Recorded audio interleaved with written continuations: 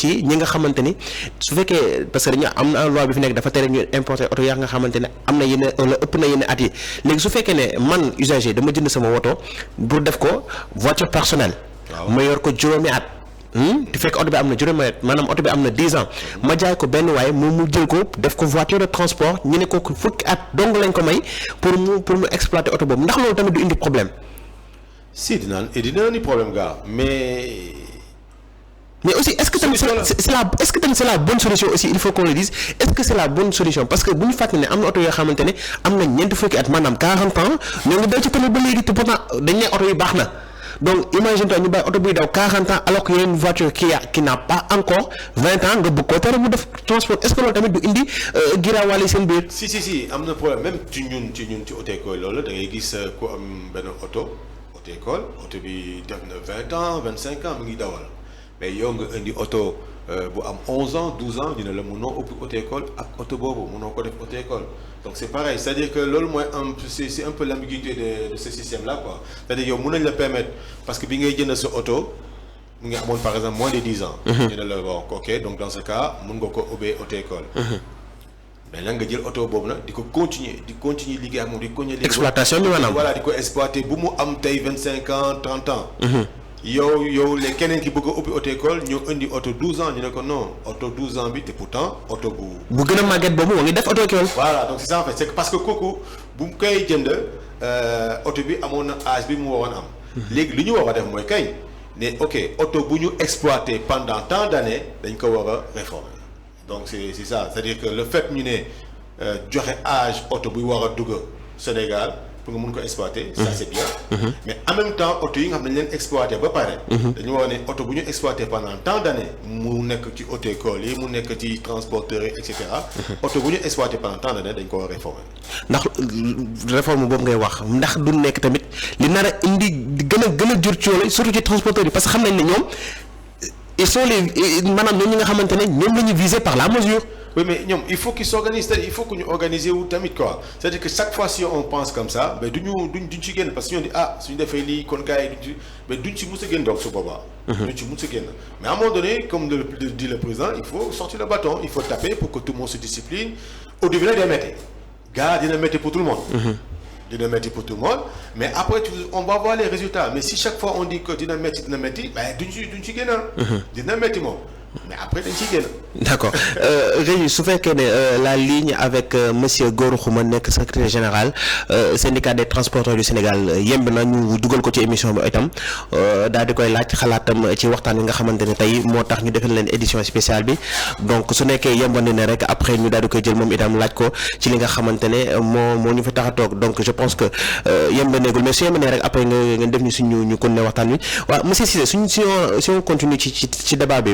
ñu continuer toujours ci poñ yi parce que poñ yi daanaka ñu ci bari tamit comprendre ñu ni nga xamante ne noonu lañ ko jëlee léegi suñu ñëwee ci li nga xamante ne moo di ñeenteelu poñ bi dañ ne renouvellement parc automobile mais renouvellement parc automobile boobu dafa mel ni yéen ñi nga xamante ne yéen ci secteur privé bi vous n'êtes pas concerné que ngeen di def transport public ngeen def transport privé ngeen baam wala ngeen récolte dafa mel ni mesure boobu yéen boole woon leen ci ndax yaakaar na loolu itam yéen foofu dañ leen xawal léser un peu.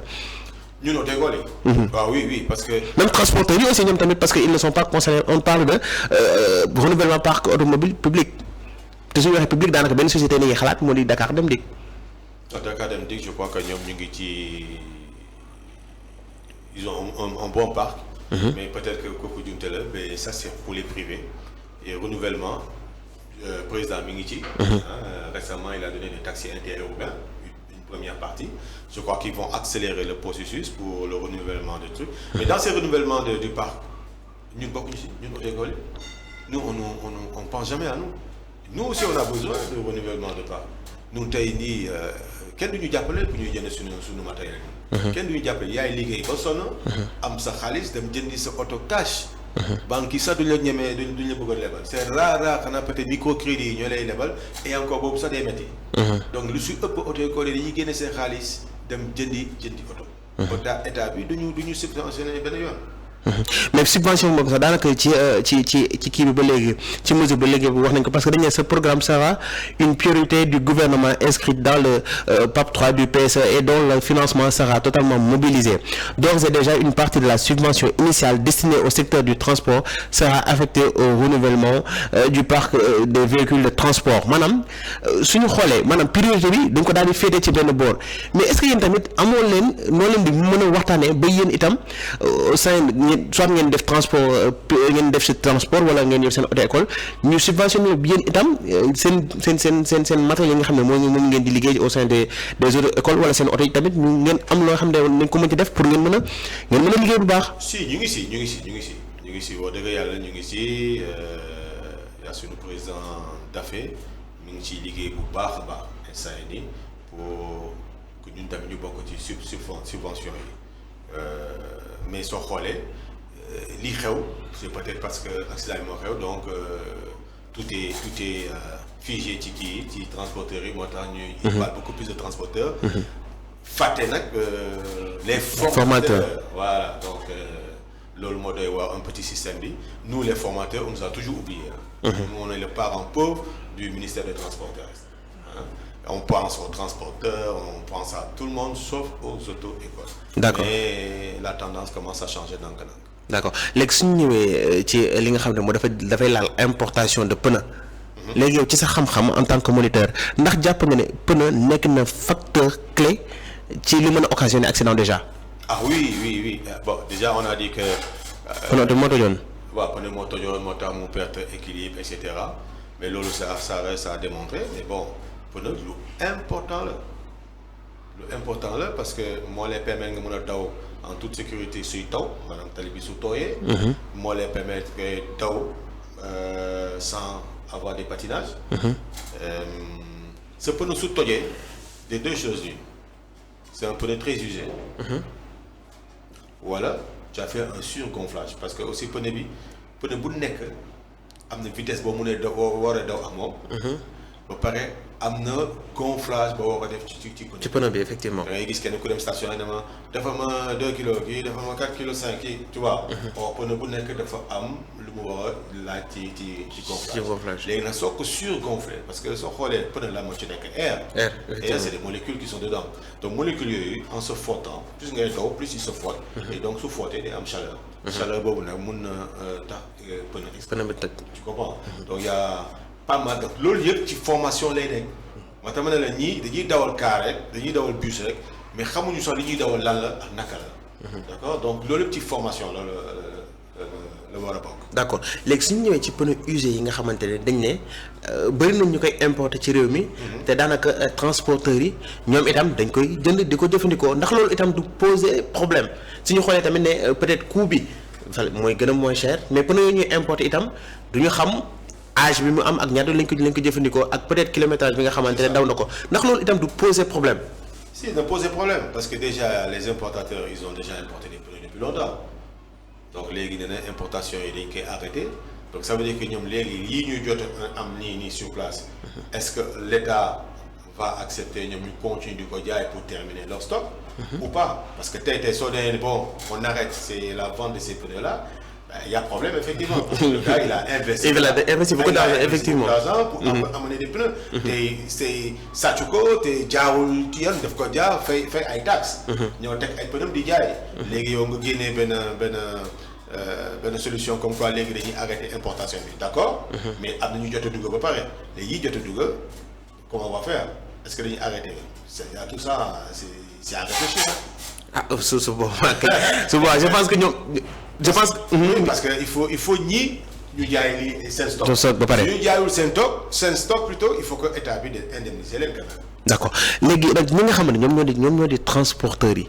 ndax mesure bi nekkul en fait li gën ci ñoom aussi parce que suñu xoolee ndax ñoom ñi nga xam ne ñoom ñooy gën a jënd pneu yi nga xamante ne daanaka jëfandikoo nañ ko ba pare certes tamit mooy gën a moins cher mais mooy gën a favoriser loraange di am. oui tout à fait moo tax ma ne la mesure bi le fait ñu ne la. On interdit l'importation des pneus usés, des pneus d'occasion. C'est une très bonne solution. Et quand on dit importation, ce n'est pas comme ñoom parce que même ñun particulier pneus yooyu la ñuy jënd il faut qu'on se dise la vérité parce que chaque fois on dit que pneu yu bees dafa cher. D'ailleurs sax il faut que état bi tamit xool ci loolu. parce que quand même quand tu vas obliger les Sénégalais à se rabattre sur des pneus neufs on veut bien mais quand même il faut qu'on regarde les prix des pneus aussi. parce que c'est pas à la bourse de tout le monde d'acheter des pneus tout neufs.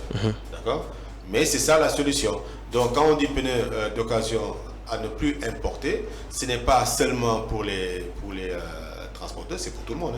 d'accord léegi suñu continuer toujours ci mesures yi nga xamante ne daanaka teg nañ ko fii te am na coow daanaka du ponk yëpp la ñuy laal mais yi nga xamante ne mën nañ wax ni mën na indi géerawaale yi xëy na yéen seen digganteeg ñi nga xamante ne ñoo di kilifa yi waaye itam ñi nga xamante ne ñooy acteurs yi te su acteurs yi nag gis nañ ne dañ leen a tere li nga xamante ne moo di mbiri porte bagage nag suñ ko waxee mooy xëy na ci yenn woto yi comme lu ci mel ni 7 places wala bus yi lañ koy daal di gis loolu nag je pense que suñu papa Gora Khouma moo ci gën a placé pour tontu ci régie ba léegi su nekkee ligne bi établir noonu ñu jël ko waaye yéen yow boog lay wax en tant que koo xamante ni xam na oto mën na ko te ngay formé ndax loolu itam du mën a sax du jur coow ndax solution bu baax la. non pour man solution la. pour man sax juste bu may jógee sama bureau maa ngi tase sama jeune frère là ñuy wax ci loolu mu ne ma waaw mu wax ma la même chose en porte bagage yi moom daf ci compte parce que lu tax ñuy tere porte bagage yi. man effectivement parce que en fait man xam naa ne loolu mooy nar a gën a jur coow dans la mesure où tey suñu jëlee benn exemple yow mi nga xamante ne tu vas voyager tabaski jot. wala korité jot wala genre fête bu mu mënti am tu as des bagages. Tout à fait. tu as 30-40 kilos de bagages plus un mouton boo xam ne da nga ko war a yóbbu mais mouton boobu est-ce que yow mën nga ko dugal ci suuk à bagage bi nañu waxante dëgg. non transport yooyu moo war a dañ c'est-à-dire que mënuñu jël bus di si dugal mouton c'est-à-dire man su ma gisee loolu je suis écœuré de voir cette pauvre bête là bi ñuy teg ci kaw mais non c'est-à-dire transport d'animaux waruñu ko def ci bus yooyu. mais loolu ndax nañ ne daanaka sax kii tere na ko code de la route tere na nit genre mala ak nit sax bokk ci benn oto. transport de personnes non pas des transport de personnes et d'animaux ça c'est de deux bus bi nga jënd bi nga koy jënd tubaab bi moo ko defaree noonu. bus bi tant de place day jël et comme tant de place day def mu defal ay soute ci suuf parce que xam na que chaque fekkee 50 personnes là il y a dans la soute au moins place pour 50 valises. tu vois damay jël toujours exemple Dakar Dem Dikk yàggul ñoom bu ñu duggee ci. transport interurbain mais doo gis ñu yëpp ci kaw. toujours ci soute bi la ñuy def. donc lu tax yow nga bëgg a jël sa bus nga bëgg ko rentabiliser c'est-à-dire que moi j'ai vu un bus boo xam ne ci rangée bi entre deux sièges ils ont mis des sacs de je sais pas quoi là man dama ko gisee dama ne laaj mais lii la donc ci rangée bi ils ont mis des sacs donc les passagers marchent sur les sacs pour dem toog ci seen siège. donc kooku mi ngi rentabiliser ensuite ci soute bi il va mettre des bagages après nag mu yéegal yëpp ci kaw yi des mu yéegal ci kaw mais oto quand même dañu ne am na benn poids bu mu war a am total autorisé en charge. les gars ils respectent pas ça ils essaient de rentabiliser son voyage ci benn voyage ils veulent le rentabiliser. donc loolu il faut ñu xool ko c'est-à-dire que c'est très bien ñu ne galerie gars yi teg ci kaw nañ ko génnee parce que galerie bus bi bu muy ñëw amuloon galerie bi ci suuf ci kaw. porte bagage boobu ñu yor bus bi ñëwul à porte bagage. léegi d'accord mais en retour est-ce que ñoom tamit proposé nañ loo xamante ne dina mën a remplacer loolu. non y a pas de proposition c'est-à-dire bus bi da am na soute na nga yem ci soute bi bus bi 50 places la na nga yem ci 50 places. c'est-à-dire n'essaye pas de prendre plus. tu comprends. voilà pourquoi yow nga jël bus 50 personnes nga ciy yokkaat yenn. maanaam li nga wax sax daanaka moo nekkoon point bi ci topp maanaam mbiri Versailles ndax quoi qu'on puisse dire nekk na loo xamante ne yàgg na jur politique ci